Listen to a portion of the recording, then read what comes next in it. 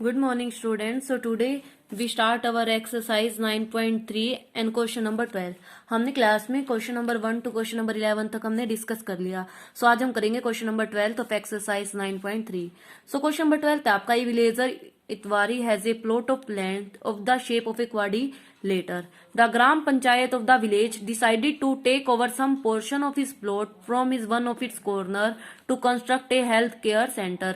ग्राम पंचायत ने डिस्कस किया कि उन्होंने ना क्वाड्रिलेटर का वन कॉर्नर से ना क्या करना है, पोर्शन लेना है. So Itwari agrees to above proposal with the condition, उसने कंडीशन रखी that should be given equal amount of the land in the lieu of his land adjoining his plot so as to form a triangular plot. उसने कहा कि वो एक corner अपना तभी देगा जब उसको ना उतनी ही इक्वल अमाउंट लैंड की मिले जो उसके प्लॉट के साथ क्या होती हो, मिलती हो. So as to form the triangular plot, तो वो एक क्या बन जाए, ट्रायंगुलर प्लॉट बन जाए. तो explain how this proposal will be इम्प्लेंटेड, तो आपने ये बताना है कि वो प्रपोजल कैसे इम्प्लेंटेड हुआ. तो उसने ना इतना पोर्शन देना है कि वो इतना पोर्शन और ले और उसके one side of A corner से ज्वाइन होके वो ट्रायंगुलर की शेप में बन जाए, वो जो क्वाड्रिलेटर है. तो उसने वन कॉर्नर तो उसने देना है एंड वो उसी लैंड के बदले लैंड लेगा एंड वो दूसरे कॉर्नर से टच और वो किसकी शेप बन जाए, ट्रायंगुलर की शेप बन जाए.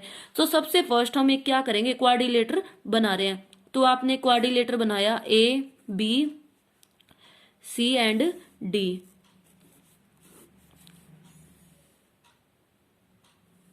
ये हो गया आपका एक क्वाड्रिलेटर जिसकी आपकी क्या है, फोर साइड. अब आपने ज्वाइन करवा दिया बी डी को. ज्वाइन किसको करवाया, बी डी को. उससे नेक्स्ट आपने एक ना ड्रॉ करनी है a line parallel to B D. एक लाइन हो जो पैरेलल किसके हो, बी डी के. Through point A let it meet the extended side C D at point E. आपने यहाँ पे क्या ले लिया, एक पॉइंट ई लिया एंड इसको क्या करवा दिया आपने, ज्वाइन. सो ज्वाइन आपने आफ्टर डेट आपने ज्वाइन करवाना है, किसको ज्वाइन करवाना है, बी ई को ज्वाइन करवाना है.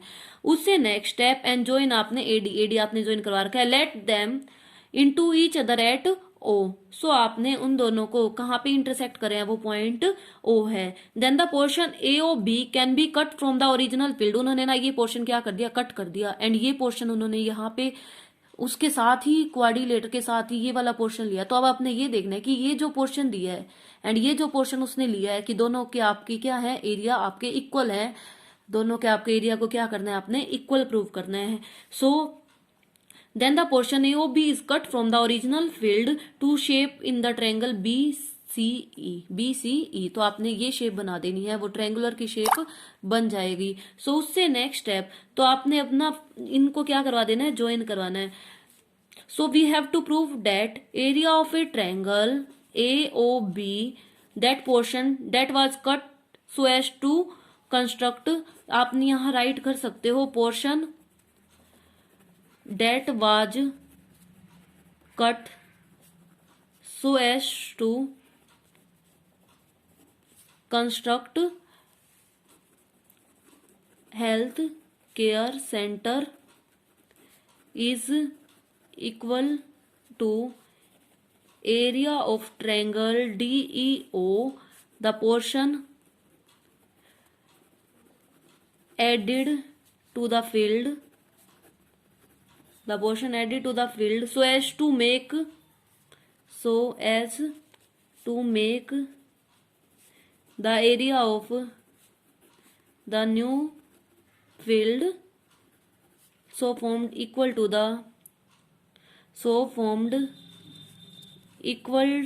the area of original field, area of original field. So अब हम यहां देख रहे हैं कि area of a triangle D E B equal है आपका area of a triangle D A B. क्यों इक्वल है, D E B and D A B. Reason लिखेंगे सेम बेस आपका क्या हो जाएगा, B D and same parallel आपके क्या हो जाएंगे, B D and AE. Same base BD and same parallel BD and AE. सो उससे नेक्स्ट आपने ये प्रूव करना है कि AOB ट्रायंगल EDOE ट्रायंगल के एरिया का दोनों के आपका इक्वल. तो आप यहाँ देख रहे हो कि AED and triangle DEB and DAB दोनों में आपका एक्स्ट्रा कौन सा ऐड है, DOB एक्स्ट्रा ऐड है, तो आप दोनों में से DOB माइनस कर देना, तो दोनों का एरिया आपस में क्या हो जाएगा, इक्वल हो जाएगा। सो सबट्रैक्ट, अब आप यहाँ राइट करोगे कि आपने सबट्रैक्ट क्या करना है, subtract area of DOB on both side.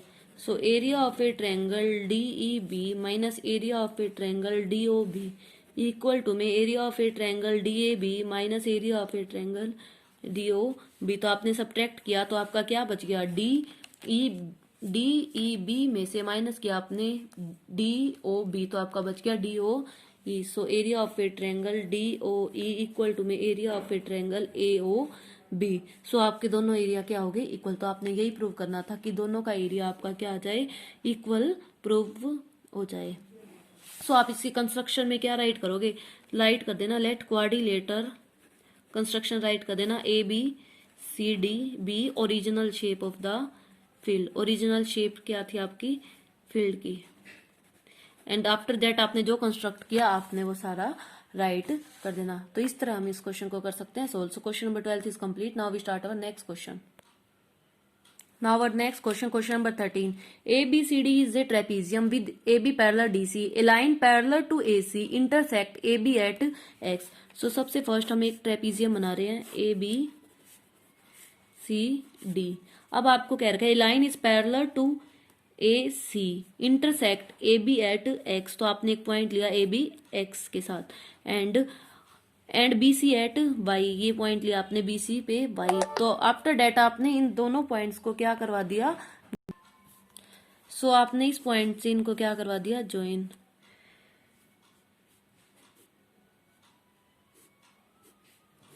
यहां से आपने इनको कर दिया ज्वाइन, एंड आपने A और C को भी क्या करवाना है, ज्वाइन करवाना है।